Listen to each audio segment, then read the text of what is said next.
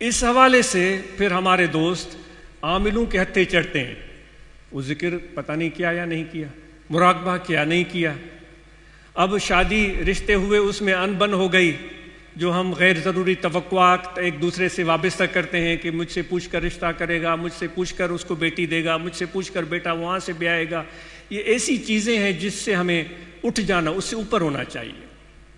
پہلے بھی عرض کرتے رہے کہ بچوں کے رشتے ان سے پوچھ کر کریں، پھر وہ انبن ہو جاتی ہے، لڑائیاں ہو جاتی ہیں اور بچے آپس میں ان کی زندگی بنتی نہیں، پھر ہم سمجھتے ہیں کسی نے جادو ٹونا کر دیا ہے۔ تو دوستو، خدا کے لیے اس طرح کی سوچ پال کر عاملوں کے ہتھے چڑھ کر اپنی زندگی برباد مت کریں۔ سمجھ میں آ رہی ہے بات؟ پھر ہم تعویذ عملیات کے پیچھے بھاگتے ہیں اور ان پر ہم یقین کرنا شروع کر دیتے ہیں۔ بھائی آپ اور ہم تو کہہ رہے تھے کہ ہمارا اعتقاد مرشد کے ساتھ ہے، تو وہ مرشد کیا خاک پکڑا ہے؟ آپ کا عقیدہ تو اس عامل کے ساتھ جڑا ہوا ہے جس سے تعویذ گنڈے لے کر اپنا خانہ خراب کر رہے ہیں، اپنے بیٹے بیٹیوں کو برباد کر رہے ہیں۔ خاک تعلق ہے مرشد کے ساتھ۔ ایسے لوگ خدا کے لیے پھر یہاں نہ آئیں، بالکل، بھلے عاملوں کے پاس جا کر بیٹھیں، بالکل بیٹھیں، آپ جو بھی آپ چاہتے ہیں جا کر ان سے کروائیں۔ جو دکھ پہنچتے ہیں وہ دکھ اس لیے پہنچتے ہیں کہ ہم اپنے نفس کے مرید ہوتے ہیں، میں جیسے چاہتا ہوں بس ویسا ہو جائے، فلاں کی بیٹی کا رشتہ بھی ایسے ہو، فلاں کے بیٹے کا رشتہ بھی ایسے ہو، میری بیٹی کا رشتہ بھی ایسے ہو، پھر ہم امیدوں کے محل بنا لیتے ہیں، پاگل کہیں کے، میں اپنے آپ کو کہہ رہا ہوں پاگل کہیں کا۔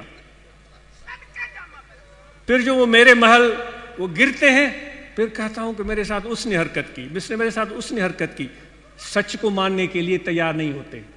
بات جہاں سے شروع ہوئی تھی وہاں آ گئی، سچ کو ماننے کے لیے تیار نہیں ہوتے، پھر عاملوں کے پیچھے بھاگتے ہیں، پھر ہمارے بیٹیوں اور بہوؤں کے بیچ میں آ کر عامل بیٹھ جاتا ہے، وہ ہماری زندگی برباد کرتا ہے۔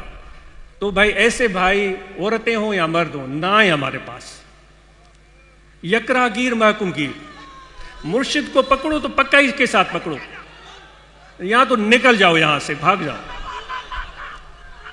یہاں ضرورت نہیں ہے یہ گیدڑ پن دکھانے کی، نہ مجھے ضرورت ہے نہ آپ کو ضرورت ہے، نکل جاؤ یہاں سے۔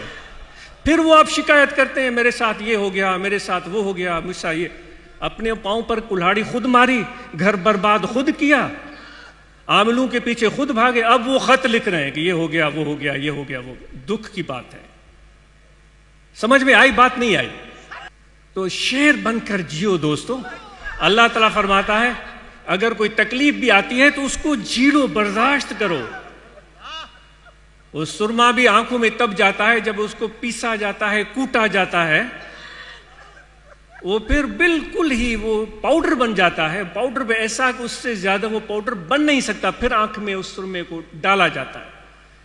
بھائی اگر مشکل آ بھی رہی ہے تو تمہارے نفس کی جو سرکشی ہے اور انا ہے اس کو مٹایا جا رہا ہے۔ تمہاری مرضی سے رشتہ نہیں ہوا، تمہاری مرضی سے کام نہیں ہوا، تمہاری فرمائش پر کسی نے عمل نہیں کیا، تو یہی تو موقع ہے، نفس کو مٹاؤ، مٹا دے اپنی ہستی کو اگر کچھ مرتبہ چاہے، یہی تو موقع ہے۔ تو کوئی بھی ایسا شخص جو اس طرح کے عملیات اور تعویذ کے کام کرتا ہے، کوئی بھی ہو، اگر میں بھی ہوں تو مجھ سے دور بھاگ جاؤ، بالکل مجھ سے ہاتھ بھی نہ ملاؤ۔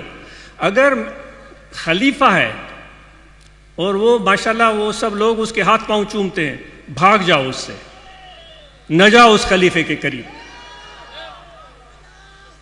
اگر کوئی ایسا ہے جو میرے ساتھ اٹھتا بیٹھتا ہے، میرے ساتھ گھومتا پھرتا ہے لیکن ایسے ہی کام کرتا ہے، بھاگ جاؤ اس سے، نہ جاؤ اس کے قریب۔